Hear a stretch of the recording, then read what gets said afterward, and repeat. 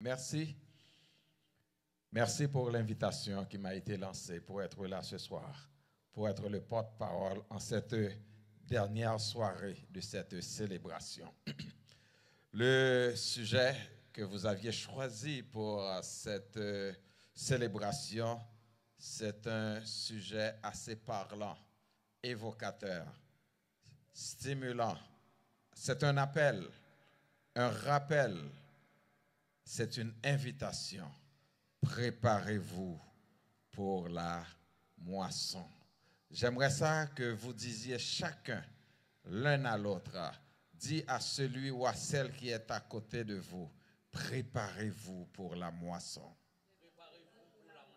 Dites ça avec beaucoup plus de détermination, beaucoup plus de vigueur. Préparez-vous pour la moisson. Le texte qui a été choisi pour ce sujet, c'est celui qui sème pour sa chair, moissonnera de la chair la corruption. Mais celui qui sème pour l'esprit, moissonnera de l'esprit la vie éternelle. Galates, le chapitre 6e et le verset 8e. L'apôtre Paul nous enseigne, mes frères et sœurs, que ce que nous semons, nous le récolterons. Ce n'est pas seulement une réalité, mais c'est un rappel, comme je l'avais dit tantôt, un rappel constant que nos actions et nos choix déterminent ce que nous recevrons en retour. En d'autres termes, sans planter à, c'est lit ou à récolter. Chaque jour, nous plantons. D'aucuns diraient, mais il y a des planteurs qui plantent du riz. Quand on plante du riz, qu'est-ce qu'on récolte? Il y a d'autres qui plantent de la banane. Quand on plante de la banane, qu'est-ce qu'on récolte? De la banane. Quand on plante du blé, on récolte du blé. Oui, nous aussi, nous plantons des graines chaque jour. Nous plantons des graines soit pour la chair, nous plantons des graines soit pour l'esprit. Alors, ce soir, avant d'aller plus loin, j'aimerais ça que vous pensiez à quel genre de graines vous plantez. Est-ce que vous plantez pour la chair ou est-ce que vous plantez pour l'esprit? Car si vous plantez pour la chair, vous allez récolter selon la chair. Et si vous plantez pour l'esprit, vous allez récolter selon l'esprit. Semer pour la chair mène à la corruption, tandis que semer pour l'esprit mène à la vie éternelle. Cette vérité est fondamentale. Cette vérité fondamentale nous pousse à réfléchir à la moisson que nous préparons, non seulement dans notre vie présente, mais également dans une perspective eschatologique, c'est-à-dire dans une perspective d'avenir.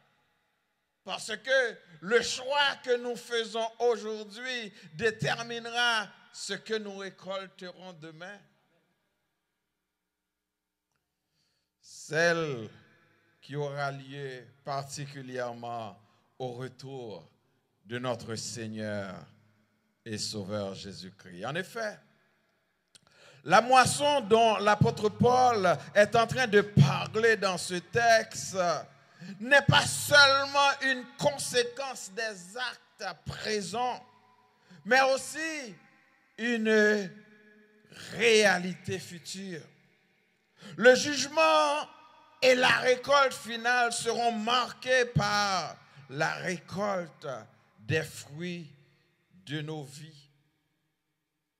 Dans ce contexte, mes frères et sœurs, préparez-vous pour la récolte, préparez-vous pour la moisson, est un appel pressant à vivre une vie consacrée à Dieu, une vie orientée vers la moisson, pas n'importe quelle moisson, mais la moisson spirituelle, et non vers la corruption de la chair. Ce soir, nous allons explorer ce que signifie semer pour l'esprit et comment pouvons-nous nous préparer pour cette grande moisson à venir. Nous allons examiner ensemble, premièrement, 3 choses. La loi spirituelle de la semence et de la récolte. Deuxièmement, nous allons regarder la nature de la moisson éternelle. Et en fin de compte, nous allons regarder ensemble la manière dont nous pouvons agir dès aujourd'hui, dès maintenant, pour nous préparer à cette grande moisson. En étant fidèles dans les biens, nous serons assurés de participer à la moisson de la vie éternelle.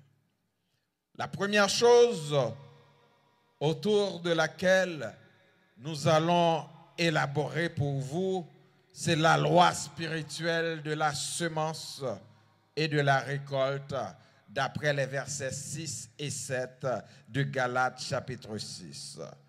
Remarquez, il est écrit, ne vous y trompez pas. Pas trompez-vous. Dis-moi de côté là, pas trompez-vous. Ne vous y trompez pas. Il y a des gens qui pensent pouvoir passer bon Dieu dans bêtise. Vous vivez votre vie comme bon vous semble, pensant que vous avez le droit, la liberté de faire ce que vous voulez. Chaque action que vous posez, c'est une graine que vous déposez par terre. Ne vous y trompez pas. Et il va dire, non seulement ne vous y trompez pas, mais il dira encore, on ne se moque pas de Dieu. Ne vous y trompez pas. Son fait, c'est lui ou après. Son planté, c'est lui ou après récolté.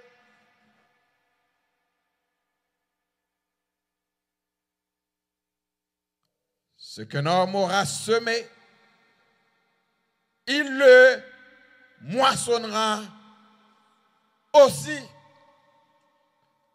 Paul est en train, mes frères et sœurs, dans ce texte, de faire et d'énoncer une loi. C'est la loi spirituelle universelle. On ne peut pas passer à côté.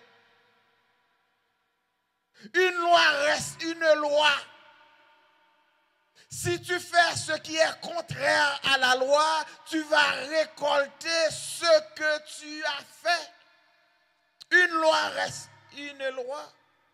La semence et la moisson sont des principes immuables de la vie spirituelle. Tu sèmes, tu récoltes.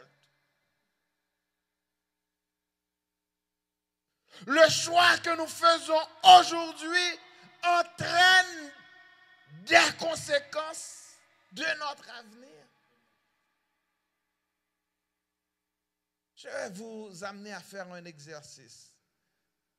Regardez ce que vous êtes aujourd'hui. Regardez ce que des conséquences que vous expérimentez aujourd'hui.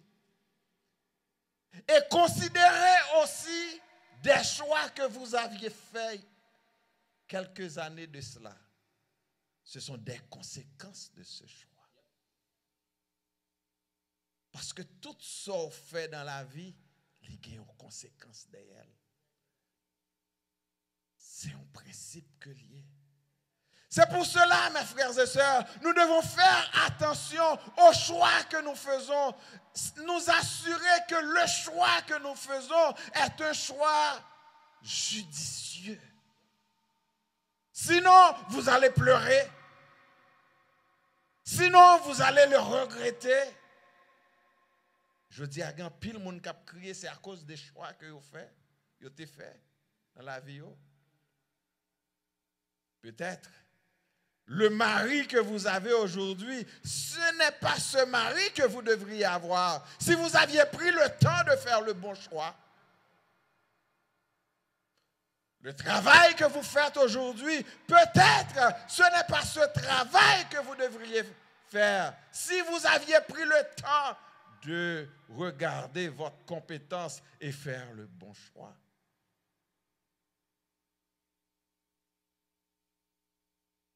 Oui. Est-ce que ce que vous étudiez aujourd'hui, c'est un bon choix que vous faites? Parce qu'il faut projeter vers l'avenir. Il faut se projeter vers l'avenir.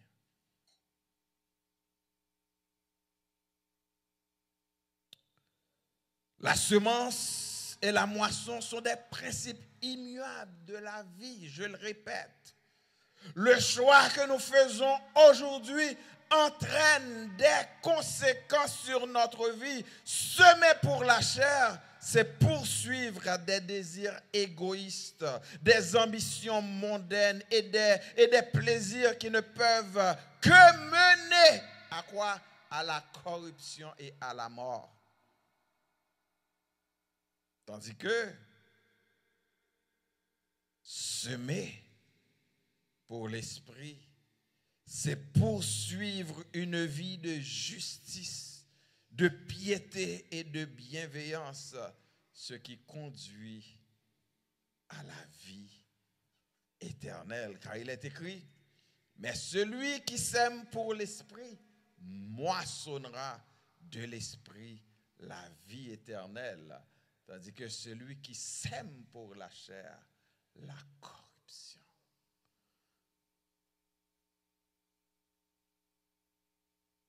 L'apôtre Paul nous présente deux types de semences qui déterminent notre moisson.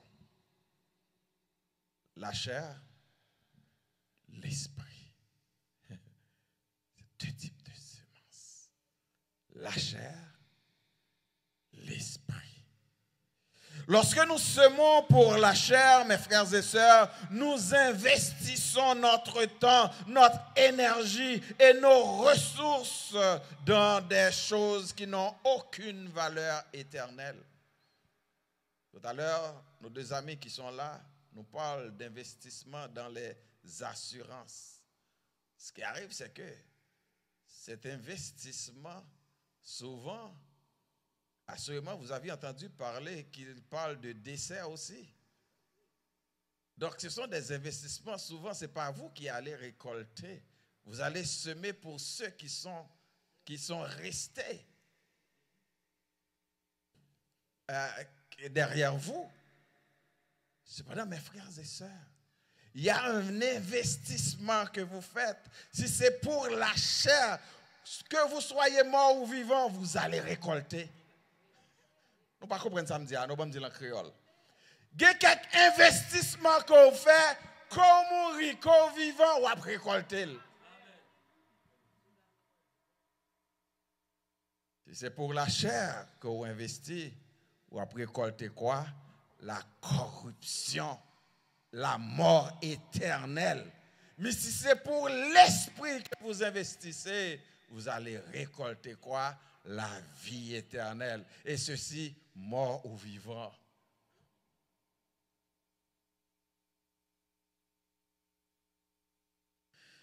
Donc, choisissez dans quoi vous voulez investir. Je vais dire, Quand nous investissons, quand nous semons pour la chair, nous investissons notre temps, notre énergie et nos ressources dans des choses qui n'ont aucune valeur éternelle, des choses qui mènent où? À la destruction. Mais lorsque nous semons pour l'esprit, nous investissons dans le royaume de Dieu et nous récolterons les bénédictions de la vie éternelle. Ce principe est simple, mais profond. Chaque semence produit une moisson qui lui correspond.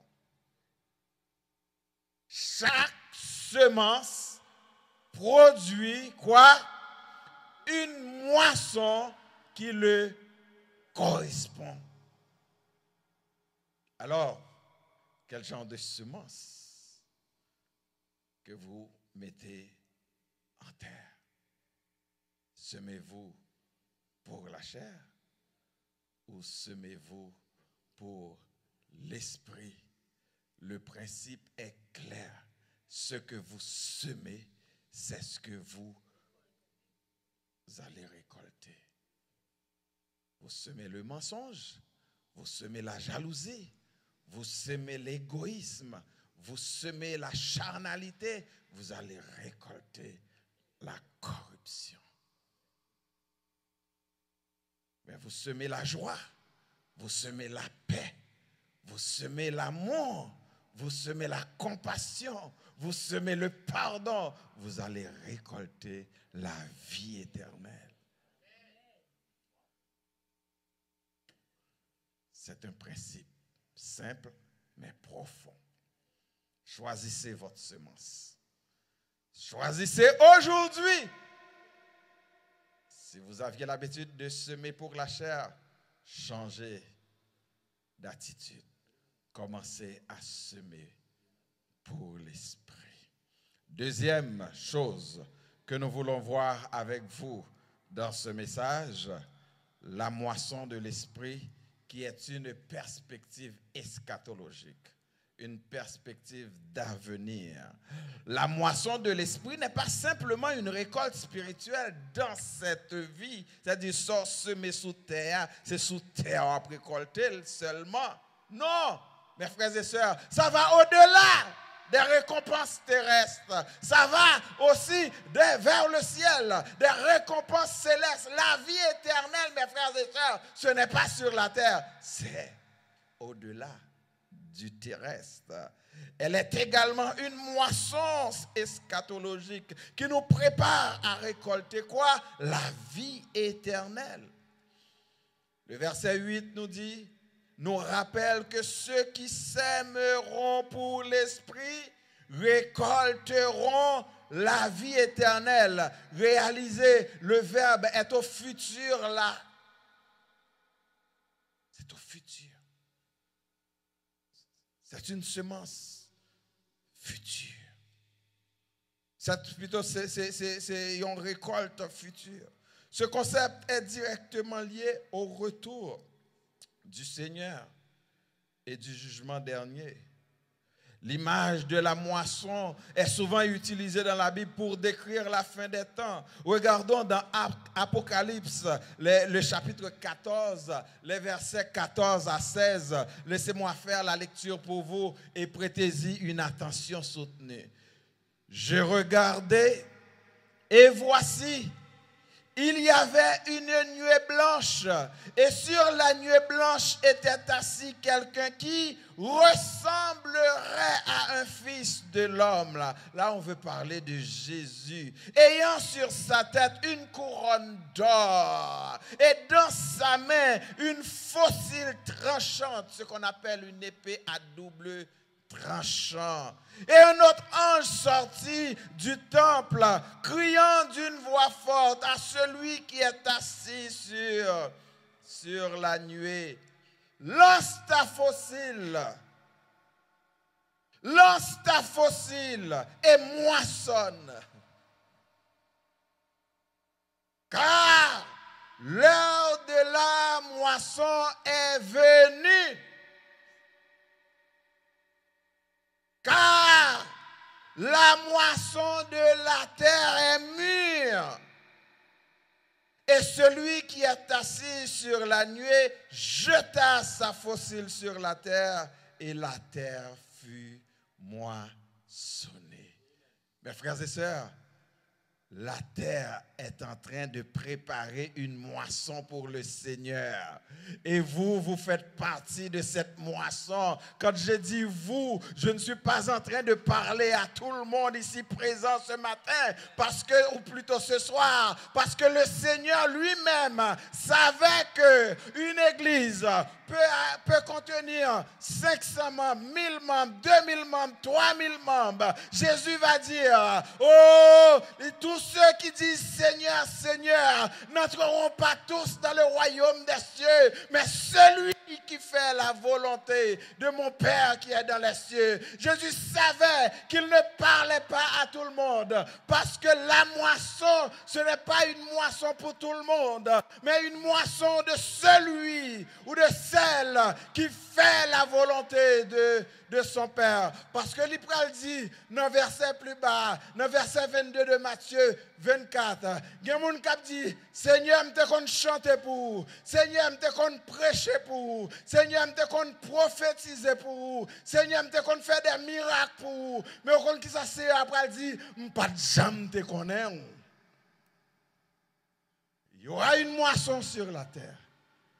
Mais serez-vous avec nous au divin rendez-vous? Il y aura une moisson sur la terre. Le Seigneur dit, la moisson est mûre. La moisson de la terre est mûre.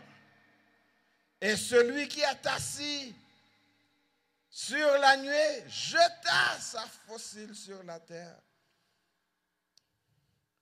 Et la terre fut moissonnée. Est-ce qu'on fait partie de moisson Christ là? Ce n'est pas venir chita là chaque dimanche ou chaque service pour faire au well. Mais est-ce qu'on fait partie de moisson? Le Seigneur Jésus est présenté ici comme celui qui vient moissonner la terre. Et le Seigneur fera sa moisson. Le Seigneur fera sa moisson. Vous devez être là. Faites en sorte que vous soyez là. Que vous fassiez partie de cette moisson que le Seigneur viendra faire sur la terre. Parce qu'il voit déjà que la moisson de la terre est mûre. La moisson est une image de jugement dernier, mes frères et sœurs. J'ai regardé une petite vidéo illustrative et à la télé qu'on montre le retour de Christ. D'ailleurs, il y a un film qu'on a passé à l'église l'année dernière, et le retour de Christ, on pouvait voir des gens à l'église, le pasteur est enlevé, quelques personnes sont enlevées, et bon nombre de gens sont restés. Quand le Seigneur fera sa moisson, ça va être le jour de son retour, où les morts en Christ ressusciteront premièrement, et ceux qui sont morts seront ressuscités pour que tous se transforment, pour aller à la rencontre du Seigneur dans les airs. Serez-vous avec nous à ce divin rendez-vous, le jour de la moisson?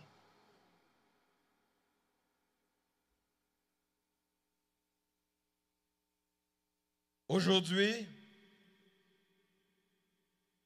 t'as quoi dit, maïgron a volé, ou par contre qui est-ce qui mal, ou par contre qui est-ce qui femelle. Et dans l'église, des fois, vous n'arrivez pas à comprendre, à voir ce qui est blé, ce qui est livré. Tout le monde se ressemble. La différence, mes frères et sœurs, quand on est chrétien, il faut faire la différence. Les disciples dans Matthieu chapitre 13, les versets 24 à 30, ne pouvaient pas faire la différence entre le blé et le livret. Quand ils voulaient arracher, Jésus dit non, laisse-les grandir ensemble. Parce que le jour viendra, moi je ferai le tri, moi j'arracherai moi-même. Je dis à qui est souillé? dans l'église là? Est-ce qu'on s'est blé ou est-ce qu'on s'est livré? Quand le Seigneur prend le racher, est-ce qu'on fait partie de si là où prend le racher, jeter dans du feu? Ce n'est pas ça que je souhaitais pour vous. Mais je veux dire, il y a un choix à faire. Il y a un choix à faire. Quel choix? Le choix de semer le bon grain. Le choix de semer le bon grain. À la fin des temps, mes frères et sœurs, il y aura une séparation entre ceux qui appartiennent à Christ et ceux qui ne lui appartiennent pas. Cette moisson eschatologique est donc un moment d'espérance pour ceux qui sont fidèles, mais aussi un moment de jugement, un moment de pleurs, un moment de honte, comme Daniel dit là, pour ceux qui ont choisi de semer dans la chair. Troisième point, se préparer pour la moisson. Se préparer pour la moisson, c'est-à-dire agir dans l'attente du retour du Seigneur. L'apôtre Paul nous exhorte à persévérer dans le bien. Toujours dans le même texte, au verset 9, il va dire, ne nous lassons pas de faire le bien, car nous moissonnerons au temps convenable si nous ne nous relâchons pas. Trois choses pour m'attirer l'attention. D'abord, il y a dans ce texte une exhortation. L'exhortation, c'est ne nous lassons pas de faire le bien. Le verbe lasser ici signifie, c'est synonyme au verbe fatiguer. Ou on fait bien, je dis, pas fatiguer, fait bien. Pas suspendre, fait bien. Ou venir l'église à travailler pour le Seigneur, pas décourager. Même lorsque mon a cherché décourager, pas décourager. Même les gens a dit c'est pour pasteur J doit faire, continuer faire. Même les gens a dit c'est pour sœur Ruth doit faire. Mais ou même ou connaît bien c'est pas pour frère sœur Ruth doit faire. Ou connaît bien c'est pas pour pasteur J doit faire. Ou faire parce que ou a planté, ou connaît un jour ou a récolter. Pas décourager. Je toujours chanter, ma travail pour Jésus dans le voyage, moi. Ma travail jusqu'à la fin de la journée. Est-ce que on travaille pour le Seigneur vraiment? Il dit, pas suspendre, pas relâcher, pas fatiguer. C'est peut-être ça, non? 1 Corinthiens 15, 58, il dit, ainsi donc, mes frères bien-aimés, travaillons de pire en pire ou bien de mieux en mieux? Est-ce que vous travaillez de mieux en mieux? Est-ce que vous ne réalisez pas que vous êtes en train de travailler de pire en pire? La parole de Dieu nous dit de travailler de mieux en mieux à l'œuvre de Pasteur Jude, à l'œuvre du Seigneur. Sachant que votre travail ne sera pas vain ou dans le Seigneur. Alors, ne nous lassons pas de faire le bien. Deuxième chose dans ce verset, c'est le fait qu'il dit, car nous moissonnerons au temps convenable. Résultat. Le résultat, mes frères et sœurs, il y a un résultat pour celui et celle qui travaille. Et le résultat, aujourd'hui, j'ai apprécié le fait que les dames honorent pasteur Jude et sœur Ruth. C'est extraordinaire, c'est bien, c'est à féliciter. Mais pasteur Jude, il y a une récompense plus grande si tu ne te relâches pas, si tu ne te lasses pas de continuer à faire le travail. Travailler de mieux en mieux. Advienne que pourra, malgré vents et marées. Continue, mon frère. Parce qu'il y a une récompense qui t'attend. Et ceci au temps convenable. C'est Dieu qui fixe le temps de la récompense. Troisième chose dans ce texte, c'est un avertissement. C'est vrai, ou besoin pas fatigué, ou besoin, parce que gagner une récompense qui va venir, c'est si et seulement si tu ne te relâches pas. Parce qu'il y a des gens qui commencent, mais qui n'avancent pas. Qui commencent et qui relâchent. Alors il faut continuer. Il faut continuer à avancer. La moisson de la vie éternelle est assurée pour ceux qui persévèrent. Mais cela nécessite de la patience et de la persévérance, mes frères et sœurs. Semer pour l'esprit est un processus quotidien qui demande de la discipline et de la détermination. Car les difficultés de la vie peuvent nous pousser à nous relâcher. Mais l'encouragement de l'apôtre Paul est clair. Persévérons, car la moisson est certaine. Et Paul va ajouter, il va dire au verset 10, pendant que nous avons l'occasion, pratiquons le bien envers tous et surtout envers les frères en la foi. Pendant que nous avons l'occasion, pas jamais dit ou gain temps. Ne dites jamais. Il y a des chrétiens qui procrastinent. Le verbe procrastiner signifie tourner autour, laisser à demain ce que tu peux faire aujourd'hui. Trop de chrétiens qui procrastinent dans nos églises. Ils laissent toujours à demain, à demain, à demain. Mes frères et sœurs, j'ai vécu une expérience malheureuse que je voudrais partager avec vous et cela m'a attristé.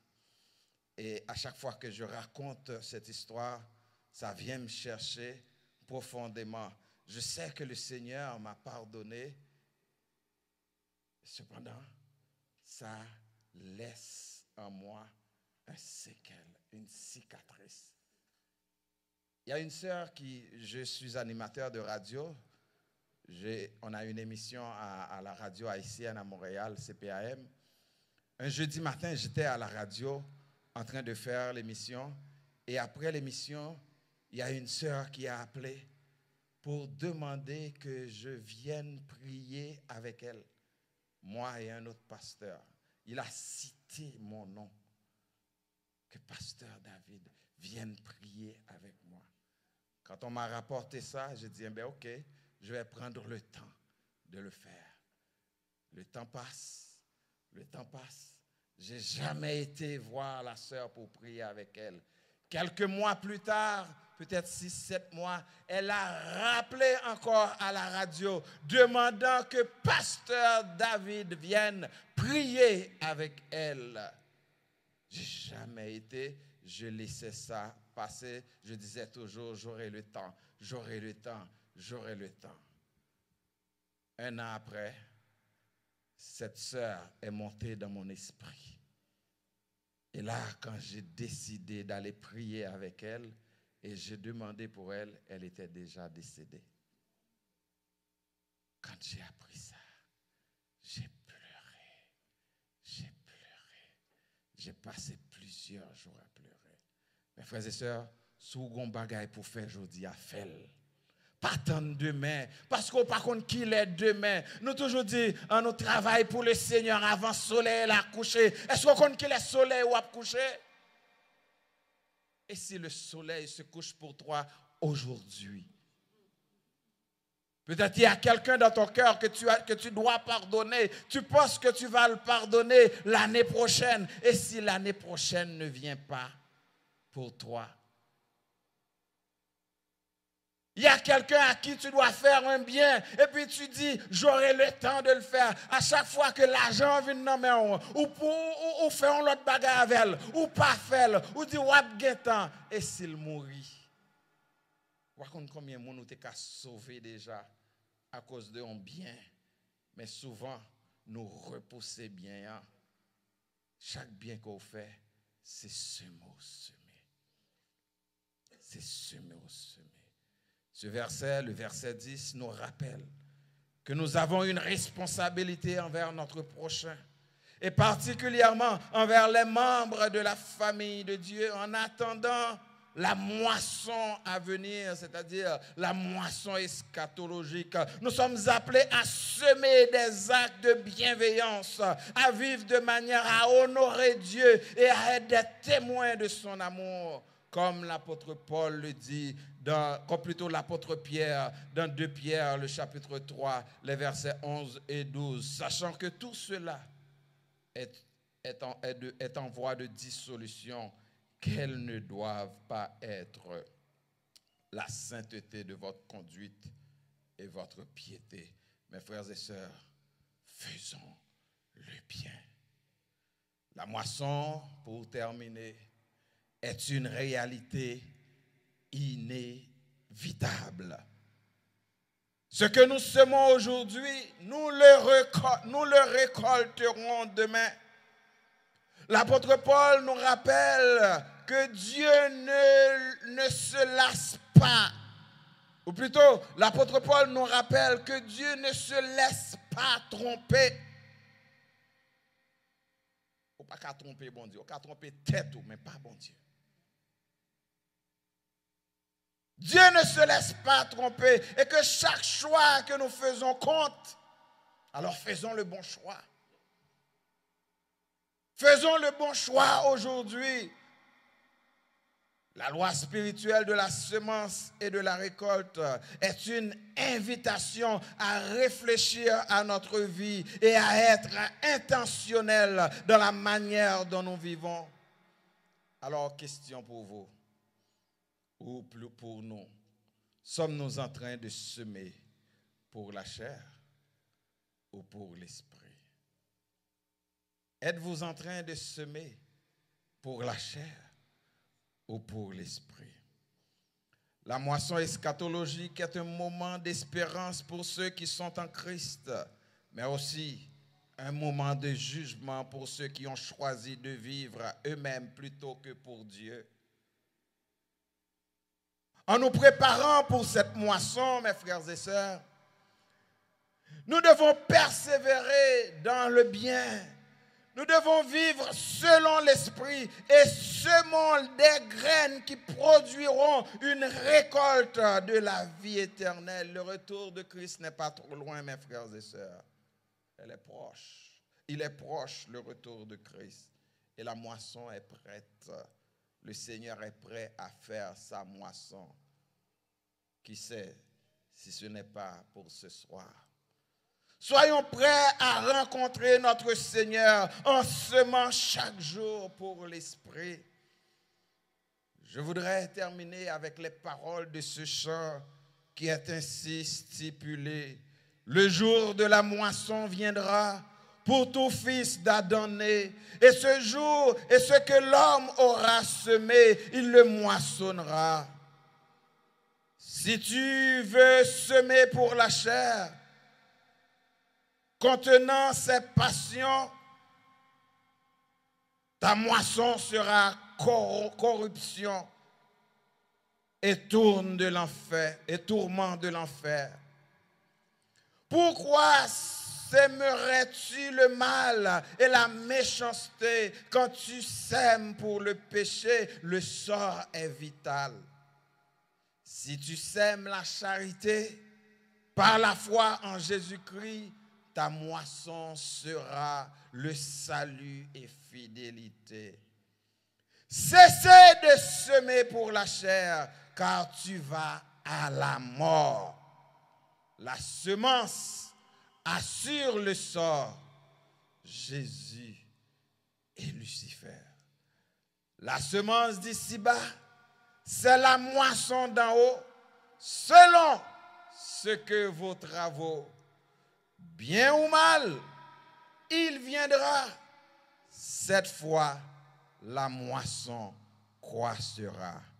Alors que chacun de vous ce soir, mes frères et sœurs, en ce 6e anniversaire de l'église Nouvelle Vie de Gatineau, se prépare activement à cette grande moisson en vivant une vie de piété, de justice et d'amour. Que notre récolte soit abondante et que nous puissions entendre ces paroles du Seigneur. Bon et fidèle serviteur, entre dans la joie de ton maître. Qu'il en soit ainsi. Que Dieu vous bénisse.